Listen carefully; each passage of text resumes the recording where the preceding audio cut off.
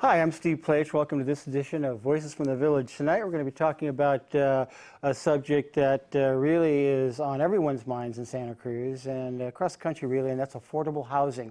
I'm really pleased to have with me some folks who've been spending a lot of time, energy, and intellect in developing some alternatives, some options, some real creative ideas about how we can generate affordable housing here in Santa Cruz County.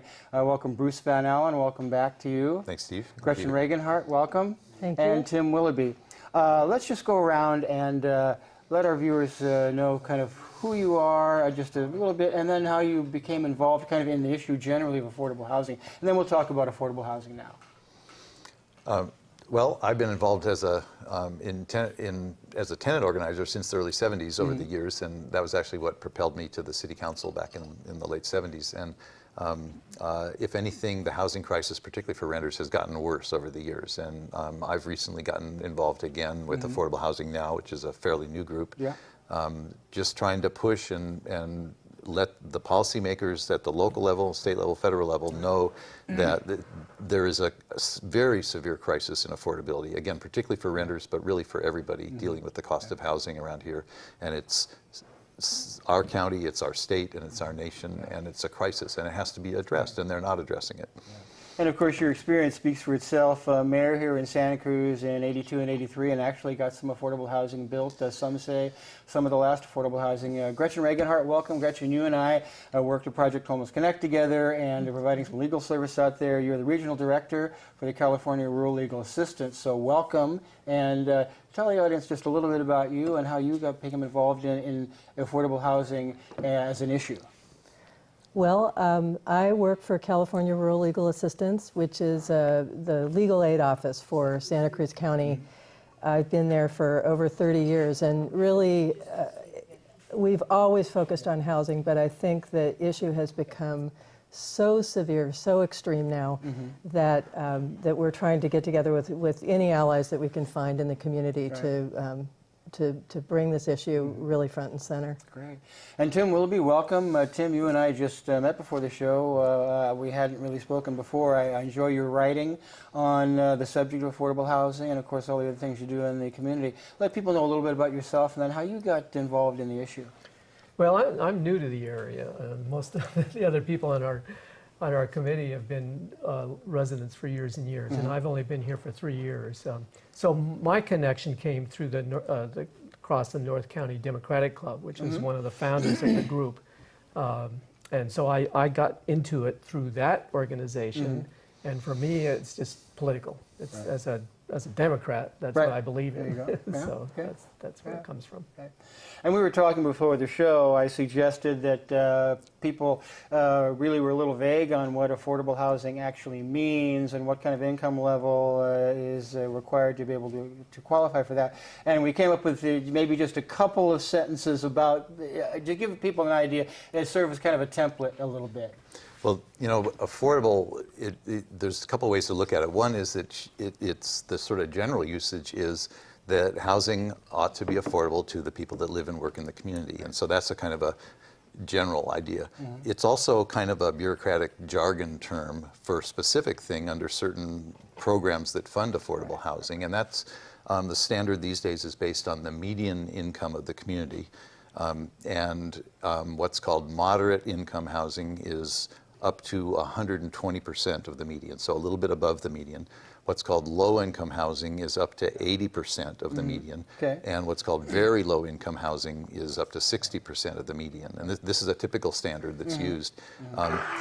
A challenge in Santa Cruz County is that because we have so many high-paid people moving here from over the hill, the median income is rising quite rapidly, even though there are still a lot of people in Santa Cruz, in the city and in the county, who have jobs that don't pay anywhere near that median income. The median income is something in the, did we have a number, 45,000? That sounds about right. Something like that. It might even be higher than that. I wouldn't be surprised if it's higher than that. So it's a little easier to understand if you personalize it. Okay. And you think Please about do. And you think about actual people. So, you know, if you're working a $10 an hour job here in Santa Cruz, and there are two of you in your family working full time, and you have a child, you're going to qualify for the very low end of this qualification. On the other hand, if you are almost any beginning teacher would qualify. A nurse in our hospital Right. would qualify. So you have that whole range there. Very interesting. And you know, the Affordable Housing Now, which is the title of this show, and is of course the organization that you folks are all working with. Give us an idea of the kind of work that you're doing and kind of the solutions that you're really working toward and really going to create some affordable housing for us here in Santa Cruz. Gretchen? Well, I think one of the things that we've been doing is looking at how local government is planning to produce some affordable housing, and trying to hold local government accountable, both county and the cities within the county, to their state law obligations, trying to hold them to those. Of course, yeah. But also, I think, just to kind of increase the awareness of the issue, and looking at things, other things, not only the housing production side, but also things like vacation rentals that end up taking housing off the market, or ADUs, accessory units that people build on their property, making sure that those are available as actually long-term housing and not vacation rentals. So we're trying to look at all of that and let our local officials know that we are. Yeah. Let me interrupt just right now and let people know that this is a live call-in show. We're absolutely live here, folks. And you can call 425-8848, extension 630, and ask our panelists any question you might have about affordable housing. I'm sure that there are many questions that people have that need to be answered. So both the city and the county have what they call housing elements that they've gone through in endless hearings and generated you know, these very structured approaches to trying to create some affordable housing in Santa Cruz. Is that really going to work for us in the city of Santa Cruz and or the county of Santa Cruz to actually generate the kind of low and moderate income housing we need? Well, you know, the housing elements are a part of the city's and the county's general plan, and it's required by state law that they do it, and the housing element is supposed to address how is our county or our city going to provide our quote-unquote fair share of the needed affordable housing, our share statewide of the need.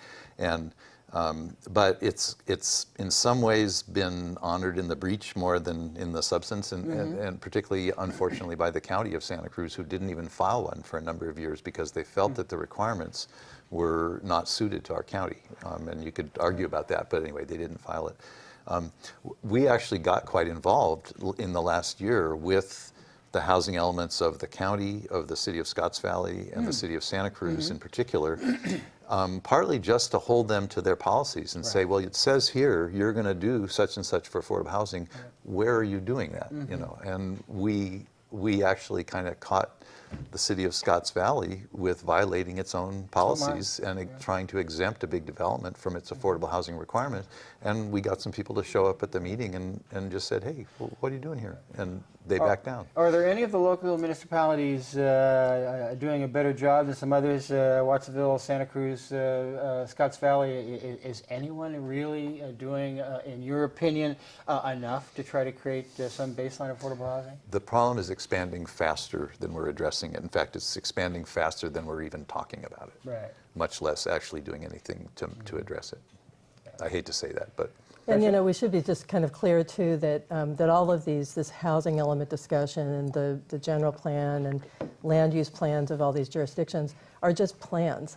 So unless developers come forward, unless funding can be found to support development, unless you know, the community kind of gets on board with the development, it doesn't happen. So all the cities and county are required to do is just make it possible. But they're not required to make it happen. And Tim, you were mentioning, which caught my my ear, the politics of it. You know, what are the politics of it here? I mean, what are the politics in the city and the county? I know, for instance, that we are in an election cycle, and every city council candidate that I know of is talking about affordable housing at the top of their agenda, and yet it is so vague in what they really are proposing that the politics kind of wash it out. You know, what's your view of all that? Well, I think I have a lot of respect for our elected officials, and if you have been to some of the meetings that we've been to where affordable housing is the topic, you are very appreciative of the abuse that they take from the public who don't want anything more built in their backyard. Well, They of don't course. want those people. They always refer to those people living in their community, assuming that that a nurse is not welcome for some reason. So I think the politics of it is, there's sort of two levels. And one of the things that we try to do is to get involved in a way to help our elected officials take those steps. And one way for us to help is to help the staff, is to communicate with the staff. What are you planning? Here are some ideas. What are your ideas? So that when it comes to the elected officials, Right. we can be there and say, we support what the staff says. This is a good idea, and you should do that. So that's, I mean, just from a political point of view. And I know that, and I think it's an excellent proactive strategy is you're taking meetings with the various candidates in Scotts Valley and certainly the city of Santa Cruz to exchange ideas about, what do they think about, what's their plan about affordable housing? What would you suggest we do to really create some units? Bruce, you can say anything about that? Yeah, we decided in Affordable Housing Now that rather than interviewing candidates and evaluating them and then making endorsements of some of them, that rather what we decide to do is build relationships with these people. Some four of these people are going to get elected to the council, and out of the dozen or so that are running, and we want to take the opportunity to not just have them respond to the call for affordable housing with slogans and kind of empty headlines and stuff. We wanted to actually talk to them and develop a relationship with them so that if they get elected, they will remember that we have collected some expertise and some passion about affordable housing, and we can be a resource for them. And it's the other thing is that if anybody runs for office and claims that they have the solution or they're going to get it fixed by next year, that's foolishness. And so what we are taking is a longer range approach in which there's got to be some pretty substantial work and change to get affordable housing. Yeah, and as Gretchen said, that a city council or the board of commissioners can set some goals, and but you to implement them, you have to have money, and you have to have public support. Yeah. And we can help with the public support, we hope, by turning people out and doing forums and events where people learn about the issues. But a lot of it really comes down to the money. And of course, there are always the strategies about how we'd like to increase our affordable housing stock, particularly in low and moderate income. How do you convince developers that this is something they should be doing? Because they're ultimately people are going to be building these units, and they're going to have to work with city governments. They have to work, and I suspect, with people like yourself who have ideas about how those developments should be energy efficient and some things like that. But how do you interact with developers, or how do you propose to change policy so that there's more response from developers in terms of actually building affordable housing units? You want to tackle that one? Sure. Well, okay. You have to work from the premise that working people do not earn enough to pay the cost of their housing, and this has been true for generations. Right. That's why we have the 30-year mortgage was invented in the 20s. That's why we had the GI Bill that put people in homes and so on.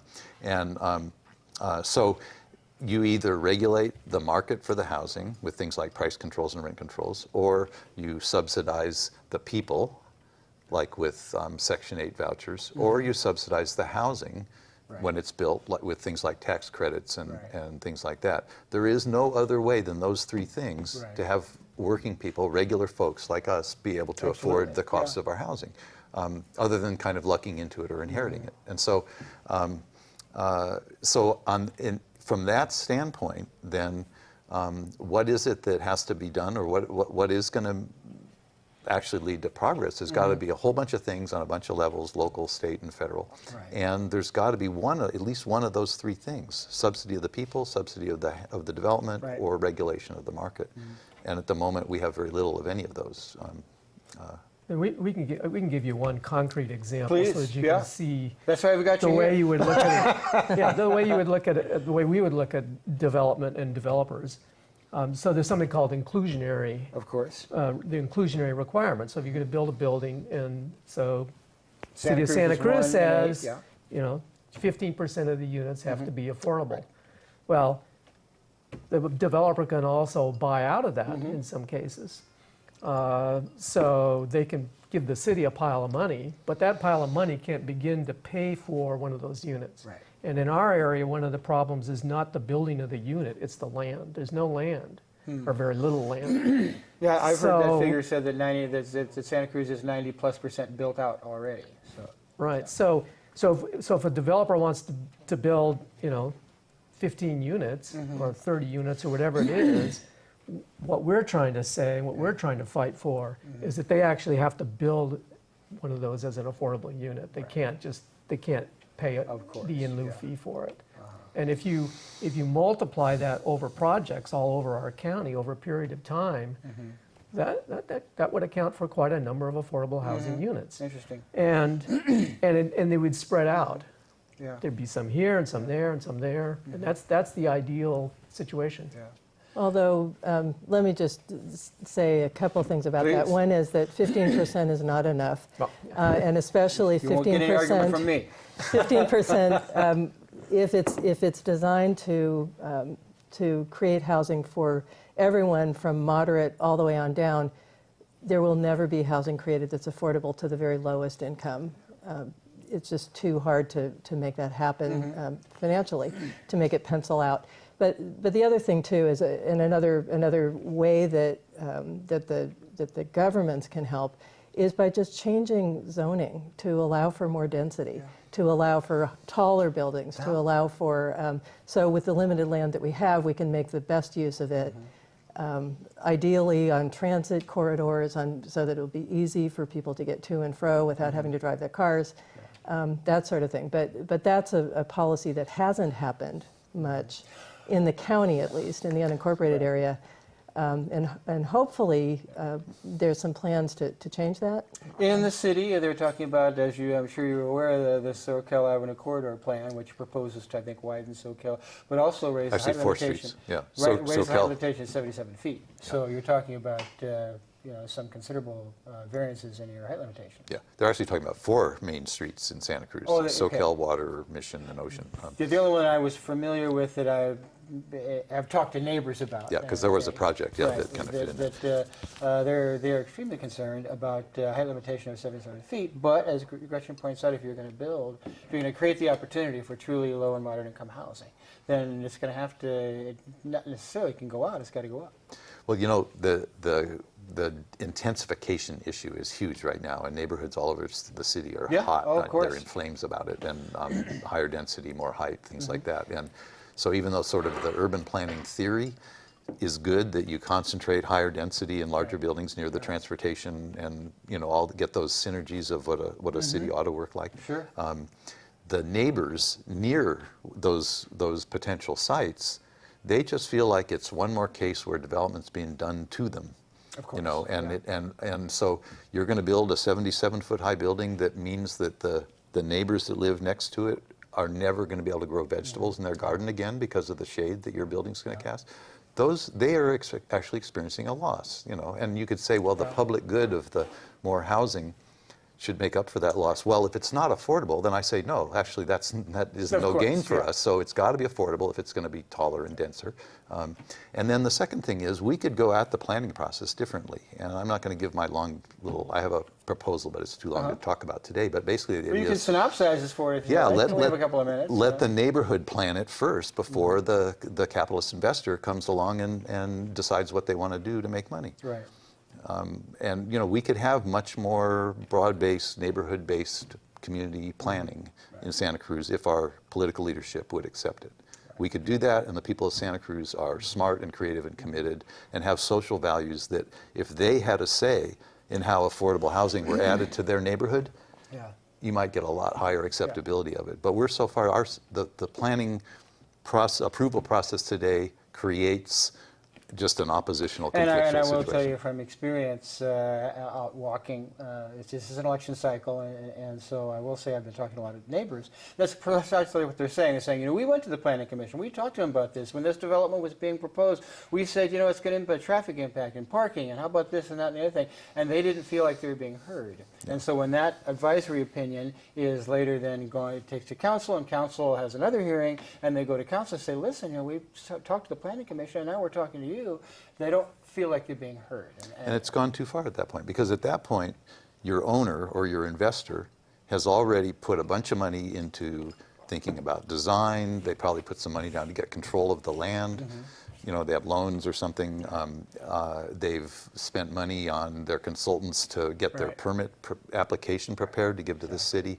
So they've already got a picture, and they're not going to be able to, with that kind of sunk cost, change it very much. It's very hard to change it once you're that far down the line at the point where the public hears about it and realizes what's going to happen in their neighborhood. So to me, the planning process sets us up for those kind of conflicts. And I'd be remiss if I didn't mention, we were talking a lot about the city of Santa Cruz. Of course, we're broadcasting from the city of Santa Cruz. I'm a city of Santa Cruz resident, as you are, Bruce. But Affordable Housing Now is looking for affordable housing solutions all over the county. So how does that broaden your approach in terms of the kinds of things that you are considering and examining and thinking about? Well, one of the things is to try to be consistent and to try to get the different entities to have similar policies. And I'd like to turn the corridor plan around a little bit and go back to the people again, because this is one of the arguments that we often hear. We go to a hearing, and there's a crowd there that doesn't want it. Whatever it is, they don't want it. You know, it's that we don't want anything. We don't want anything new. We don't want our neighborhood to change. What's the not in my backyard lobby, which is very strong everywhere, but particularly so in Santa Cruz. And while Bruce is right, if you build it up from the ground, you might be able to avoid some of that. But still, what we get is, that's a great idea. I'm all for affordable housing. I think affordable housing is wonderful. We need affordable housing. I just don't want it here. Go build it over there. Well, so the people in Santa Cruz say, well, build it up where I live in Boulder Creek. Right. And the people in or Live Oak, or somewhere out, anywhere but here. So let me just turn that argument around for you for a minute. See, one of our working principles is that what we're fighting for is housing for the people that are here.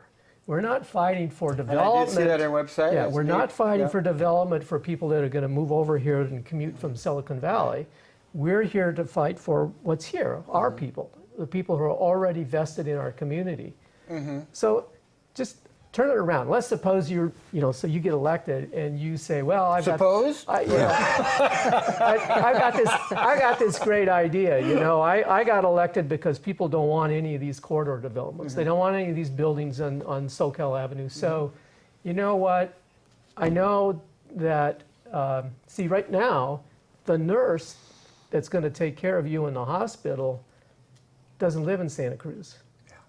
That nurse can't afford to live in Santa Cruz. That nurse is commuting from Watsonville, hopefully, but in many cases from Salinas. So she's got a child at home. She leaves early in the morning. She's worried about her child. If her child's sick, she can't run home and take care of the child. That's who you've got taking care of you. So you get a brilliant idea and you say, well, I'm going to go with the people and we're not going to have any of this development. What I'm going to do is I'm going to make an ordinance that says we're not going to have any hospitals. We don't want any hospitals because these people are coming in, these employees are crowding up our highways. We're not going to have any hospitals down here. All the hospitals have to move to Salinas and Watsonville. Because that's where the people are living. Because we don't want them driving through our neighborhood, clogging up our roads. There you go. Now, that sounds ridiculous, doesn't it? But that's the same thing that you're actually saying when somebody goes to a meeting and says, I don't want a third floor on that building for some affordable housing person, that person is your nurse. Right. She's or he is part of your community. You want to look at this. What we're trying to do is to say, look, people, think this through. Commit yourself to solving this problem. Everyone here is part of the solution.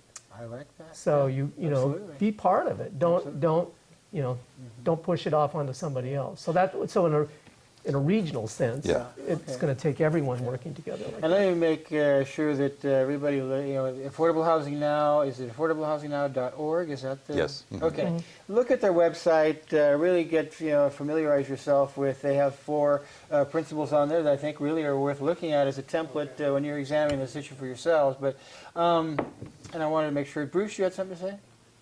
No, I think Tim covered it. But I was going to ask Gretchen now, with the CRLA, you deal with a lot of landlord-tenant, land use things of that nature. To what degree is your involvement with affordable housing now either guided by that or impact, your work with the CRLA? Well, what I'm really trying to do in affordable housing now Yeah. is constantly remind everybody about the people at the very lowest end of the ladder. The people, the gardeners, the restaurant workers, the hotel workers, the nurses' aides, the in-home care workers. Those people, when we talk about nurses, it's a terrible thing that nurses can't live in our community. But imagine what it is if you are a janitor, and you're forced to live in a house with two other families. Right. And, maybe you have 18 people living in 2 bedrooms. Right. That's how people are living. Right. The people who do live here, who are low income, that's how they're living, or in their cars, or they're homeless. And I think it transcends, I was telling Tim before the show started, it transcends even to the moderate income. I have a friend that lives near me who works for the City of Santa Cruz Sanitation Department. There are 35 people in his department. Of those 35 folks, only 7 live in the City of Santa Cruz. None of them are homeowners. So that is the landscape for even moderate income folks, and that's the challenge. That's the steep bar we have to try to get over if we're going to really create some affordable housing. I know that you all read with interest the article in the Sentinel today about the rental crisis. I'm not sure it was a surprise to any of us, nor to a lot of people in Santa Cruz, but nevertheless, it was John D. Gums that wrote that article. Very nice. Thank you, John D.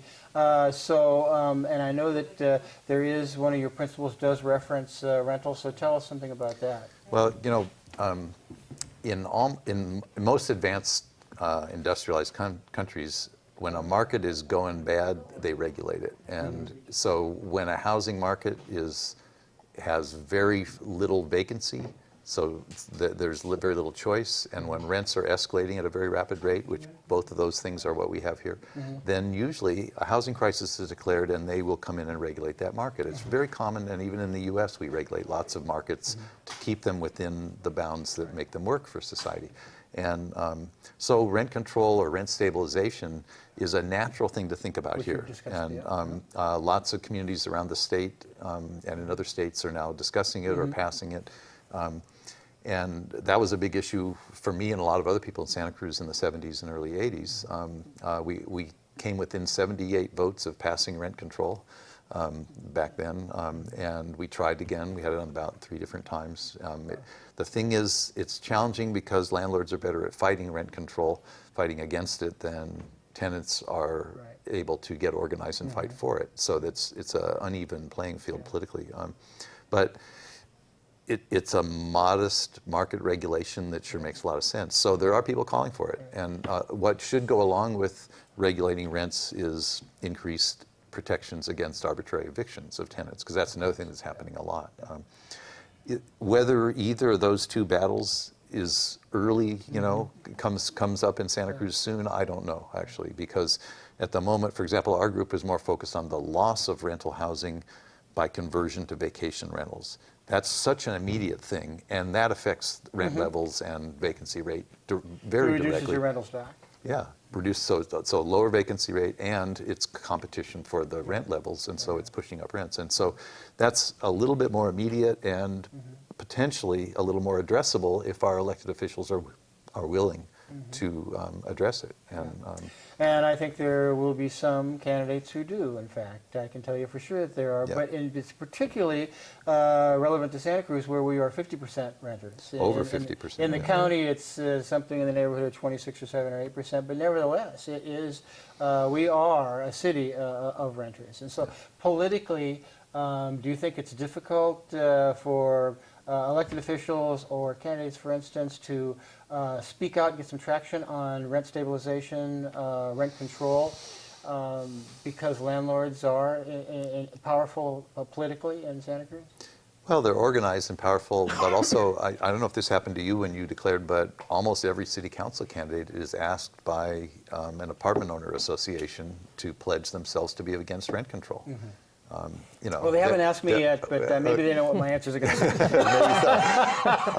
be. But the key thing is that they're capable of being organized. Yeah. So if I, Bruce Van Allen, known for past work as a tenant organizer in rent control, talk to the paper and say, we need rent control again, this is almost literally true. There will be a meeting tonight of landlords with money on the table saying, we got to fight this. And then some other landlords will raise their rents next month if they hear us talking about it. So it's a very, like I say, very uneven playing field. And Tim, your views on rent stabilization, rent control as it impacts our stock of affordable housing? I'm not always in agreement with Bruce's Say it ain't so. on rent control. Well, we've been following it in a number of communities. Mountain View, of course, has one on the ballot. It does. Okay. And there, I mean, it's even worse there, obviously. I think their rent doubled in 1 year. Is that right?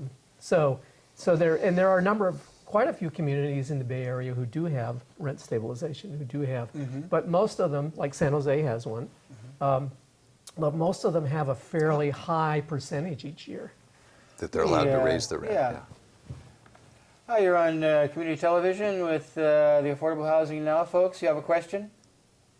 Yes, this is John Maurer.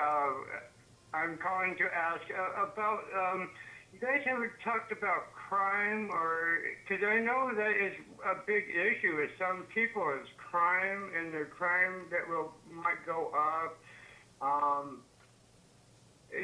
That's the question. Okay, thanks, John. So is that an NIMBY pushback? Is it they have more density, they're going to have more crime? Is that something, is the public safety element to it at all? I'm sorry, I don't subscribe to that view Yeah. at all. Yeah, okay. I think that's a bias against low-income people. It's racism. Yeah. I'm sorry, caller, but I don't think there's anything that says that if you build affordable housing for Right. people that live and work in your community, that you're Yeah. going to get more crime from it. I think it's really a question of good management of it, particularly if it's a rental Yeah. property, Yeah. and you have really good management, then you'll have Yeah. very little crime.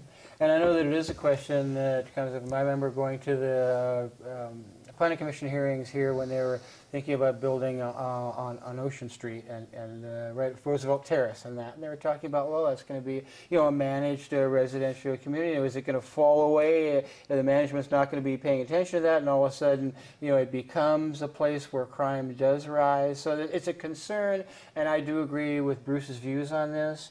But I have heard people in planning commission meetings make that reference. So whether we agree with it or not, maybe it's an issue for some folks. Your views on rent stabilization and rent control, Raketchan?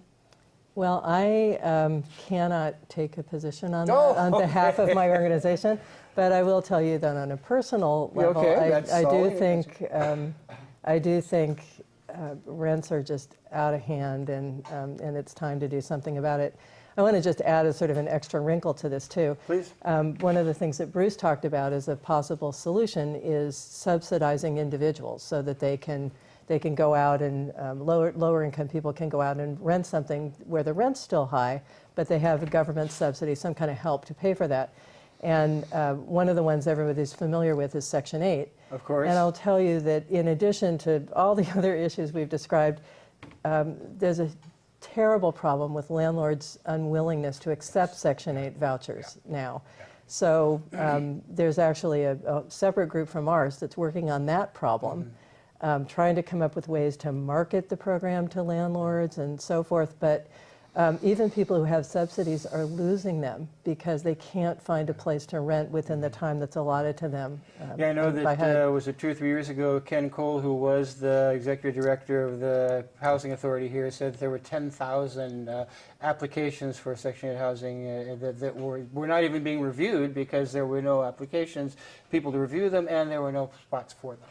So, it's one of those things that in a landlord pushback, I was working with a group that was housing local veterans. And one of the things that we had was a component of our outreach that we went out to landlords and tried to convince them that these are people that they should be willing to rent to.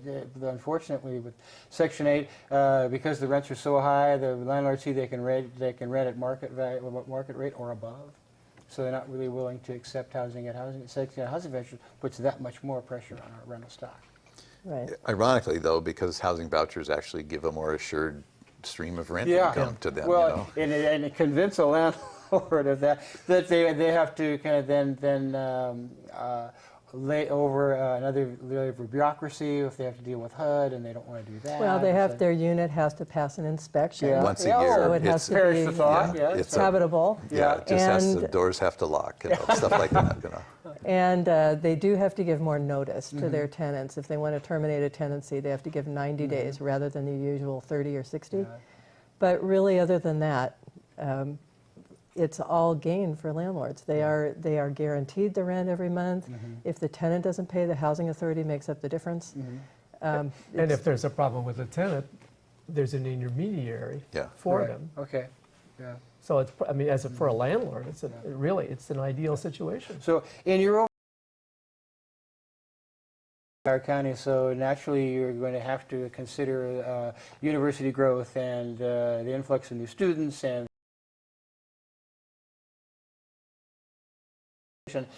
how does affordable housing now look at that, and is there something that you would suggest policy-wise to the university to increase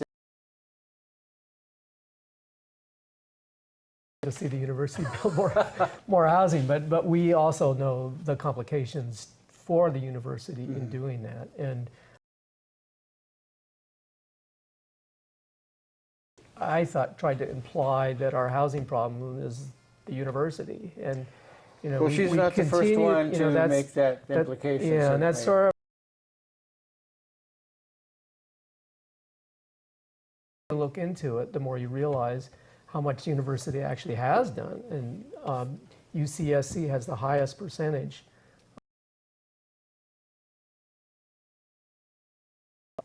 Being realistic, again, the problem in our area is land, and the university has land, Yeah. but so does Cabrillo College. Cabrillo College has land. They could, they could build housing on the school district land. I mean, you have to find land, Right. and then you have to find the money to build something on it. So all affordable housing is subsidized, and the land is the real key. And these are fundamental policy changes that have to take place within each one of these institutions in order for Well, them to for be able to do that? UC, there are many other things about the cost of a unit has to be borne by what's the formula? It's a statewide formula, though. It isn't even just local to this campus. Yeah. Right. So, yeah. Yeah, it would have to be something done at the chancellor level in order to change that. And affordable housing now is not, we're not quite ready to take Right. that one on. Yeah.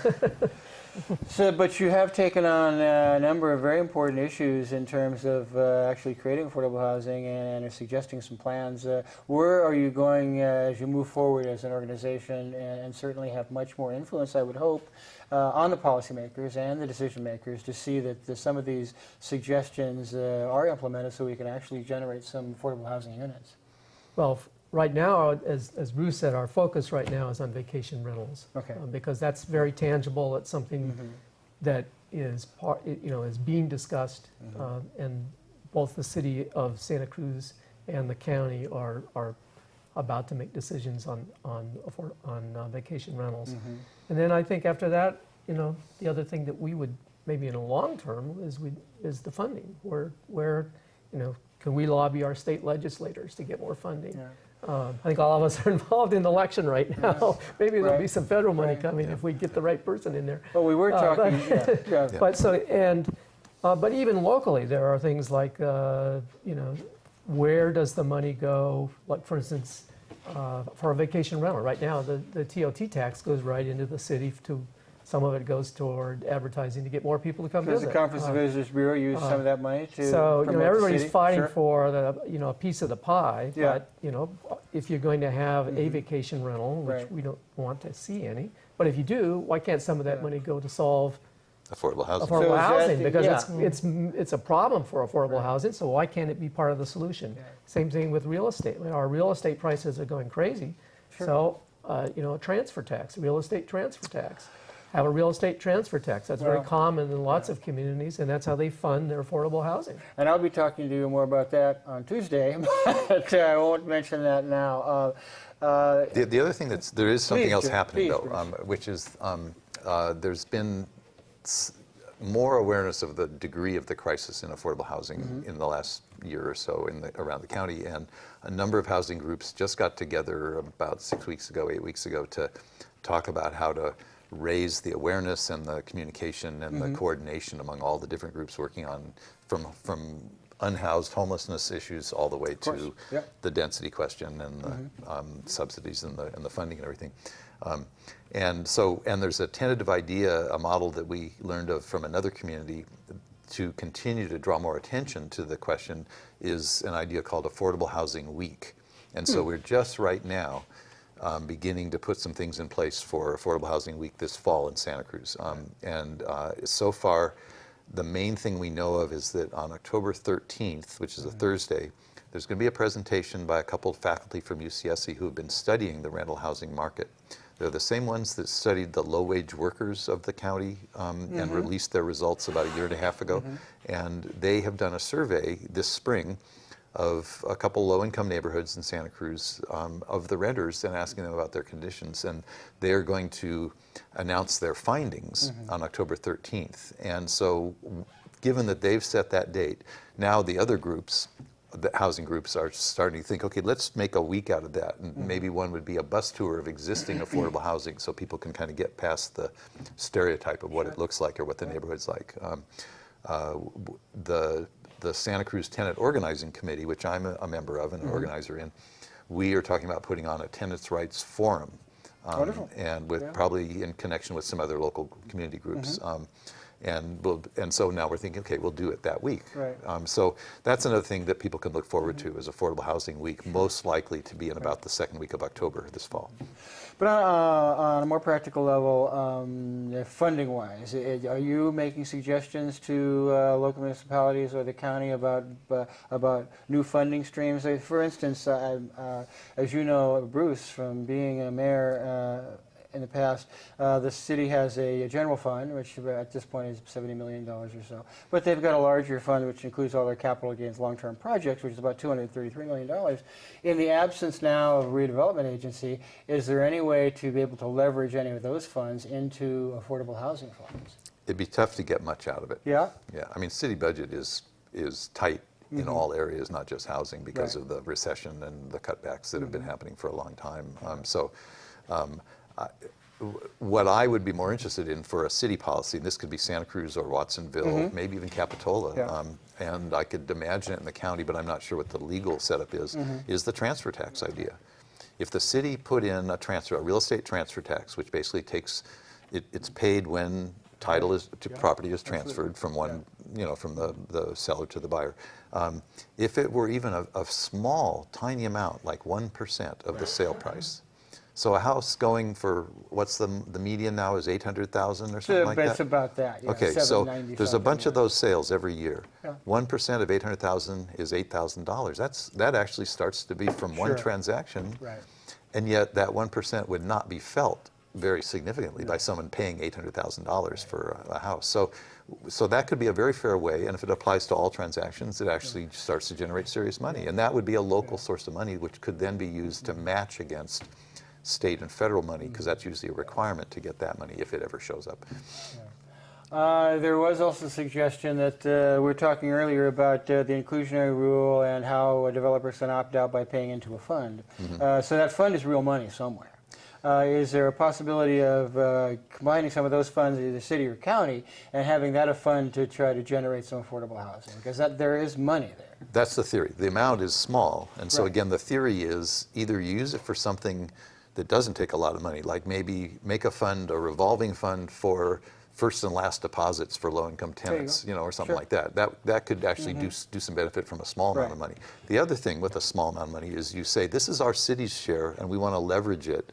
We're showing our city's Sure. commitment with this $1 million, and so now we want $10 million from the state and $40 million from the feds. Right. And they say, yeah, okay, we see your city is stepping up with your own money, so we'll make you that grant. I wish those state and federal programs were there, though. They're not right now. Well, we were talking earlier about the governor's proposing to spend $400 million on housing and fast track some of the development.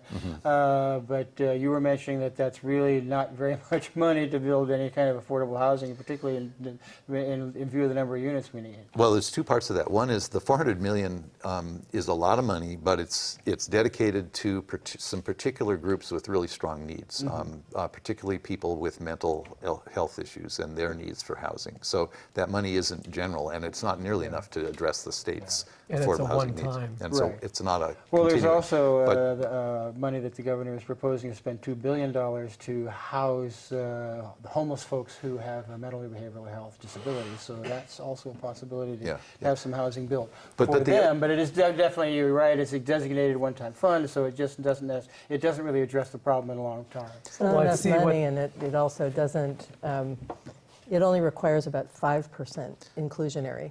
I mean, Oh. So the our other piece of this, inclusionary is yeah. better Yeah. than that. That's the other. So- What Brown has done is say, I won't veto that money for affordable housing, provided that the legislature agrees with me on this what's called by right development yeah, process. exactly. And by right, that means that if you locate the units and you have a very small percentage affordable, way less than we require locally, but if it's near transportation, you get you just get to build it without having the usual Public process. hearings the and- public Which hearings. doesn't make the grassroots organizations who work against the kind of developments that don't have any affordable housing, don't have inclusionary unit rules with them. It makes them difficult for them to have any say about that because the streamlined process jams it right through. So they're not very happy about that. No, aspect of and it. it means basically less of an affordable housing requirement Right. than we currently have. So it's going to be the exact nightmare that the neighborhoods that are concerned about the corridor plan Right. are fearful of.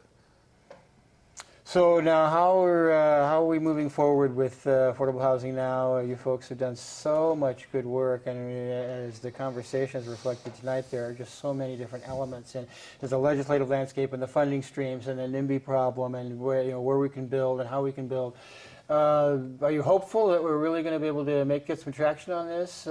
Is it going to take a new council in Santa Cruz? Is it going to take a new policy developed by the county? What do we need to do to put pressure on elected officials? This is, again, the political aspect of this, that we need, you need to actually get units built that are for low and moderate income folks. So, well, one thing that I think is hopefully a kind of bright spot here is that the county, in its last housing element, did develop some new policies that will require some rezoning, kind of intensification, opportunity for more density, both for employment-related enterprises and also housing. And so I think we want to really watch that closely and see how that develops. And they've already kind of, at least in a conceptual way, kind of plotted out where this is going to happen. So I say it's hopeful because I think it does create some real opportunity. It's a real change from where the road the county's been on for the last 30 years. So, Which is pretty much a road to nowhere for a while. pretty much a road to nowhere. The county had to be sued in order to actually adopt a housing element. Oh, So they had to be ordered to do it. So They didn't do it just because it was the right thing to do? The right or thing to okay, do. well, what a shock. Okay. no, Yeah. but I do think there's been somewhat of a sea change on the board, Oh, that's good. and I hope that's true, and I think there may be it's a good opportunity for pressure to be put on the county too if it doesn't follow through on the promises that it's made. Bruce, your view on the shifting political landscape, is there some hope on the horizon? Well, I do politics because I think it can make a difference. Yeah. So Well, you yourself have made a difference, and I think people should appreciate that. one hopes. Yeah. But I would say right now, similarly as with climate change, as I said earlier, the problem is actually getting worse at a faster rate than we're even paying attention and trying to address it. And I don't see affordability in housing really being in a much better place without federal subsidies for housing or federal market regulation or something like that. And certainly a state the size of California ought to also be playing a much stronger role. I mean, I just want to say, when people all over this state with the 6th biggest economy in the world are suffering over housing costs, that means that our government is not doing its job. That's the only way to see that. Right. That's what happens. That government is there to help the markets work, theoretically, in our system. Well, it's sure failing right now. So I say that's irresponsible. That's lack of leadership. I'm not saying they're all bad people. They're No, not. of course But not. there's a kind of an abdication of responsibility there, in my view. So we're not going to solve it in the local level only. It's going to have to be people making the demand and rising up and saying we got to be creative, we got to push more, and it's got to work its way all the way up to the top. It's seemingly not as much a bad policy as it is a lack of policy at all. That there is no policy that's generated that really is going to lay the foundation for building affordable housing. Well, the policy is to, excuse me for saying, but the policy is to put the priorities of investors and property owners first and everybody else second. I mean, that's what it is. I'm sorry to say that, in those terms maybe, but actually I'm Tim, not sorry to comments say it. about the political landscape here? Well, You're a resident politician. I would on the say, our organization, we're optimistic. Things are happening. Good. We see politicians at all levels acknowledging the problem, Yeah. and that's the first step. Right. Well, and I will say that people are acknowledging your group as players in this landscape of how we're going to generate affordable housing, and that's important, I think, for some recognition. Oftentimes, if you don't get a seat at the table, you really don't get the kind of say you need in order to change a policy. And so that's the importance, really, of a group like Affordable Housing Now, and it's the importance of really having a show like this to let people get at least some idea of what the challenges are. I think you're laying it out, pretty well. But we have 2 or 3, 4 minutes left. Any final thoughts for our audience about all this really great work you're doing? And we are delighted to have had you here tonight. We appreciate it. Well, just to continue that last thought, this group, Affordable Housing Now, it's been around about 1.5 years, something like that. And we have been very consciously not trying to have one correct line or one policy that we all have to, agree to. And coming from what our histories are, what our values are, what we're trying to accomplish. But there's a recognition that the nature of the housing problem is big and manifold, and it needs we're happy to have some variation in views within our group. And I think that's the way you succeed in a community. Is to and it is, although it is a show about affordable housing now, that's my view. Actually going to generate some affordable housing, particularly in the number of units we need. Gretchen, a few final thoughts for us as we go on? When declared housing as a fundamental right. And I think that it is achievable. The political will to do it and making the money there to bring it about. Yeah. Tim? What we like to say is every unit counts, Yeah. and we'll fight for every unit that we can, anywhere we can. And we certainly appreciate you having us on tonight absolutely. so Yeah. that we Thank can you. help spread the word. Yeah. Well, as I said at the top of the show, everybody's talking about affordable housing.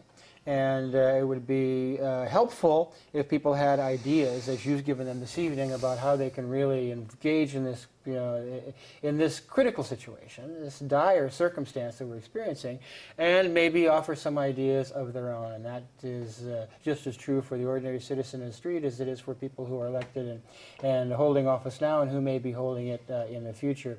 But again, it's been terrific having you here. I think we maybe have another couple of minutes, so we go around for another 30 seconds of tell the audience what you think about affordable housing.